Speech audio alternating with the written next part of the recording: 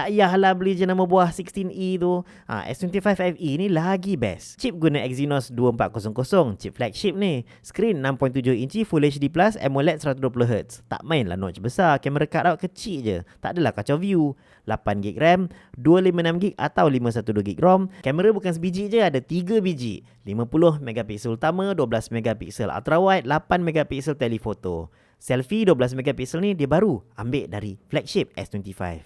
Ada stereo speakers, IP68 sebab dia kan S series, jadi dia ada full Galaxy AI lah. Macam ni. Brand lain mana boleh buat? Bateri 4900mAh, 45W fast charging, 7 tahun software update dan 7 tahun security update. Harga launch bermula dari 3099. Itu harga launch. Kau tengoklah harga Shopee sekarang. Jenama buah 128GB punya harga boleh dapat 512GB punya S25 FE. 4 kali ganda lagi besar. Kalau lepas tengok video ni pun masih lagi nak beli jenama buah, lantak kau lah, aku tak tahu cakap apa.